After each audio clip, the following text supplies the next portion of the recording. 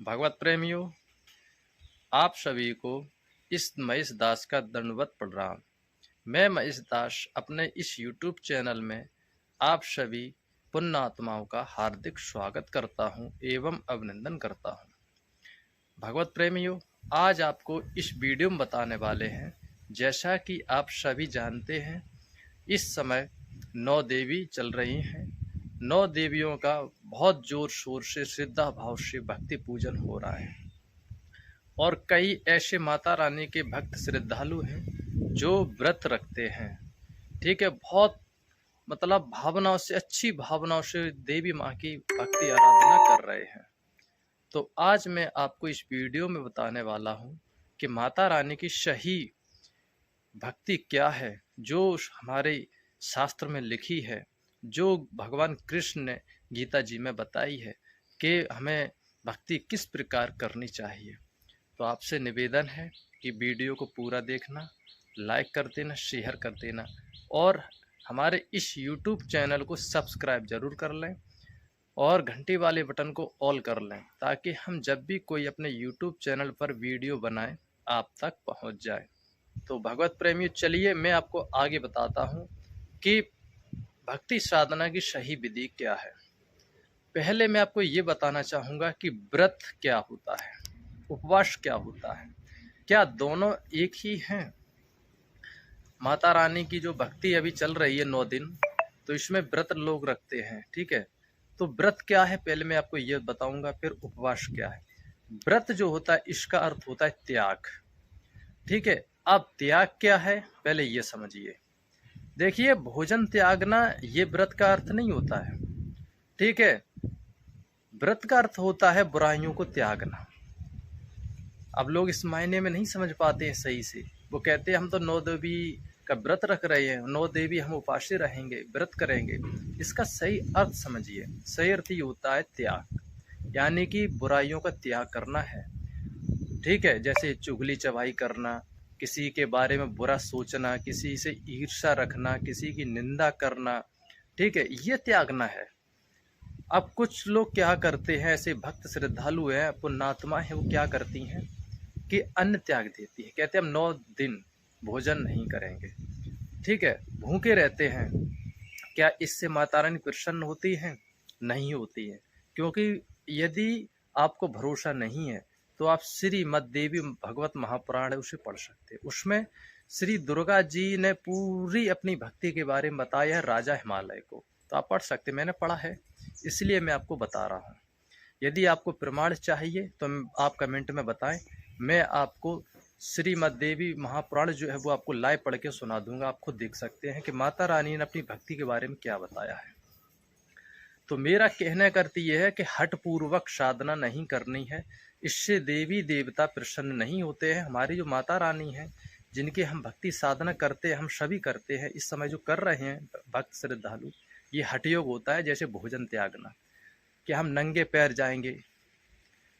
अब कुछ लोग ऐसे मंदिर दूर होते हैं माता रानी के, तो लोग नंगे पैर जाते हैं। मैंने तो यहाँ तक भी देखा है कि वो क्या करते, लेट के जाते, दंडवत प्रणाम करते। ये अच्छी बात, उनका श्रद्धा भाव है, लेकिन इस प्रकार आप ऐसा ना करें जिससे आपको तकलीफ हो। भगवान ने मना कहा है कि हठपूर्वक साधना नहीं करनी है।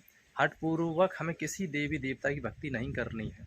जैसे भूखे रहना, नंगे पैर चलना, कुछ लोग क्या करते हैं अग्नि पे चलते हैं। कुछ जैसे मैंने देखा है कि जो जवारे बवाते तो बाला होता है, क्या होता है वो, भाला सा ना आर पार गले में जीभ में फांस लेते। ये देखो भाई, ये क्या है? ये सिर्फ हठ योग है, इसे हठ साधना बोलते हैं। तामसी साधना है, तमोगुणी। माता रानी ने ये कभी नहीं कहती है, देखो हम सब उनके बच्चे हैं। जो प्रकृति है ये माता रानी है, हम उनके बच्चे हैं। कोई माँ चाहेगी कि हमारे बच्चे तकलीफ में हो, कष्ट में हो।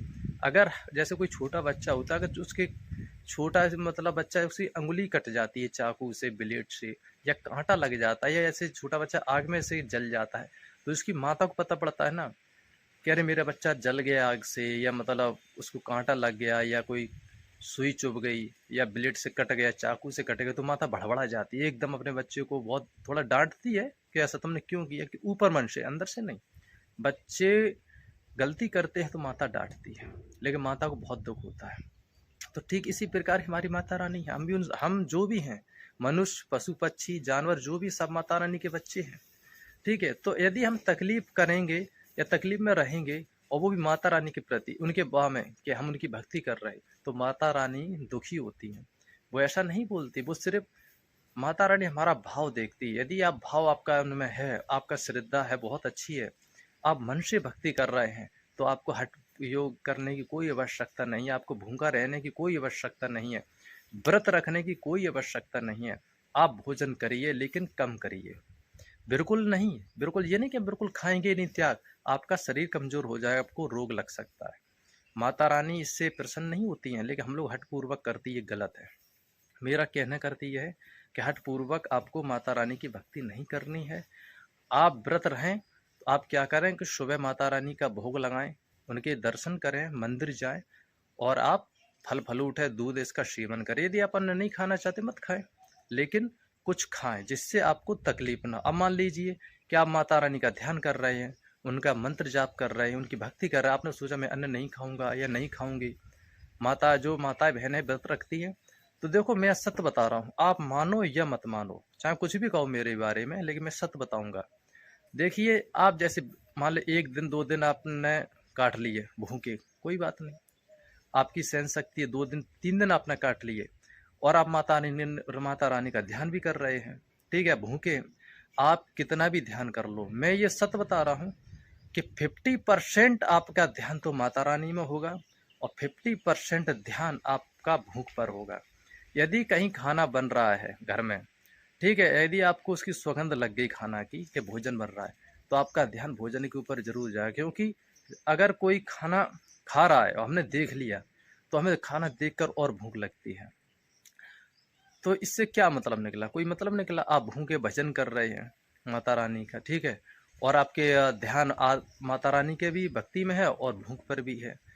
देखो, ध्यान वो होता है सही जो पूर्ण रूप से केंद्रित हो। जैसे आप माता रानी की भक्ति कर रहे हैं, तो माता रानी की भक्ति में ही ध्यान होना चाहिए, आपका इधर उधर ध्यान नहीं भटकना चाहिए, ठीक है। तो सही है। अब आप भूखे हो तो आपका ध्यान भूख पे जरूर जाएगा कि आपको भूख लगी है।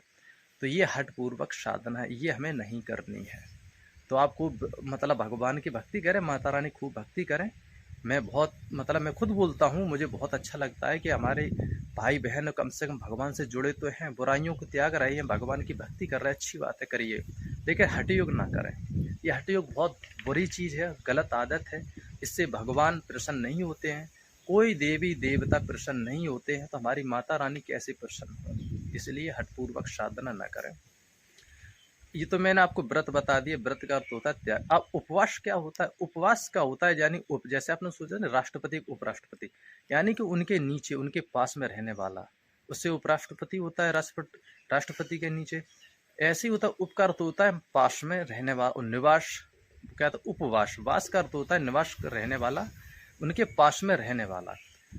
जैसे कोई कहता है मैं उपवास कर रहा हूँ, आज मैं उपवास रहूंगा, उसका अर्थ जैसे कोई भगवान शिव का उपवास करता है, यानी कि भगवान शिव के समीप रहता है, पास में रहता है, मतलब सब कुछ बाधा खत्म करता है, सांसारिक बाधाओं को हटा देता है, भगवान का ध्यान करता है, शिव जी का, और मतलब ज़्यादा भोजन नहीं करता, तो नहीं करता है जिससे उसको तकलीफ ना हो और आलस ना है। तो वो मीडियम भोजन करता है, जैसे दूध थोड़ा पी लिया, 1-2 फल फ्रूट खा लिया, और भगवान शिव का ध्यान करता है, उसे कहते हैं उपवास। उनके पास में रहता है, उनका ध्यान करता है, ठीक है, ये उपवास होता है। तो मैंने आपको दोनों बताए। तो भगवत प्रेमियों, ये था वीडियो। यदि आपको अच्छा लगा हो तो कमेंट करें, जरूर करना कमेंट, और लाइक कर देना। कोई प्रश्न है तब भी कमेंट करें। जय श्री कृष्ण।